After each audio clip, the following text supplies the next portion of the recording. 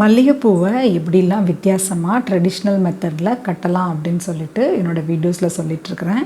இந்த வீடியோவில் நான் சொல்லியிருக்கிறது 2வது மெத்தட். இந்த மெத்தடில் பூ கட்டும்போது பூ நல்லா அழகாக உருட்டி வர மாதிரி இருக்கும். ரொம்ப ஈஸியாகவே இதை கட்டிடலாம்.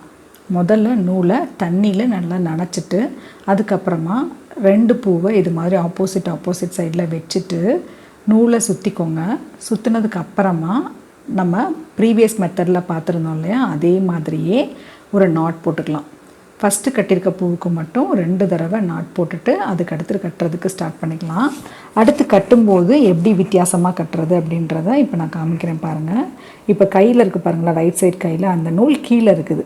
ஸோ இப்போ என்ன பண்ணுறேன்னா இந்த பூவை ஒரு தடவை திருப்பிட்டேன். இப்போ பார்த்திங்கன்னா நூல் இருக்கு இல்லையா, அது மேலே வந்துருச்சு. இப்போ இது மேலே ஏற்கனவே ஒரு பூ இருக்குது இல்லையா, அந்த பொசிஷன் எந்த ஷேப்பில் இருக்கோ அதே ஷேப்லையே 2 பூவை வச்சுட்டு நூலை வச்சு ஒரு சுற்றிட்டு அதுக்கப்புறமா கொஞ்சமாக ஏற்கனவே இருக்க பூ கூட சேர்த்துக்கலாம் உருட்டி விட்டுட்டு. அதுக்கப்புறமா இப்போ ஏற்கனவே ஒரு பூ வந்து நேராக இருந்தது அப்படின்னா அதுக்கு ஆப்போசிட் சைடில் இப்படி திருப்பிக்கலாம். திருப்பிட்டு எப்பயும் நம்ம நாட் போடுவோம் இல்லையா, மொதல் மெத்தடில் நான் சொல்லியிருந்தேன் அதே மாதிரியே ஒரு நாட் போட்டுக்கலாம். நாட் போட்டுட்டு நூலை கொஞ்சமாக இது மாதிரி டைட் பண்ணி விட்டுக்கலாம்.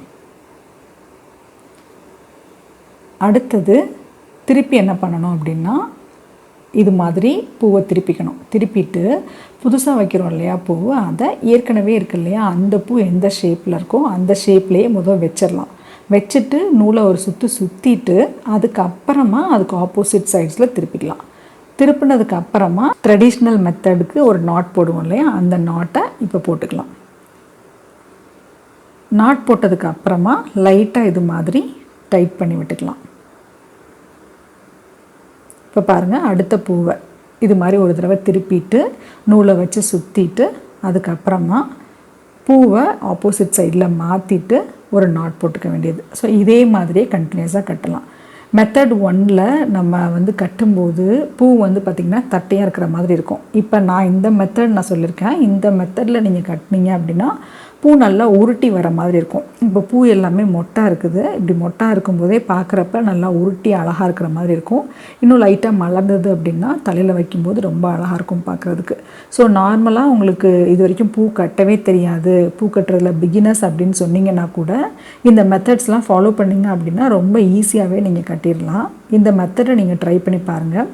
இதே மாதிரி இன்னும் 2 மெத்தட் இருக்குது. அதையும் நான் அடுத்தடுத்த வீடியோஸில் உங்களுக்கு ஷேர் பண்ணுறேன். அந்த மெத்தடையும் ட்ரை பண்ணி பாருங்கள். எல்லா வீடியோஸையும் பார்த்துட்டு உங்களுக்கு எந்த மெத்தட் ஈஸியாக இருந்தது, எது டஃப்பாக இருந்தது அப்படின்னு சொல்லிட்டு என்னோட ஷேர் பண்ணுங்கள். பூ எவ்வளோ அழகாக உருட்டி இருக்குதுன்னு பாருங்கள்.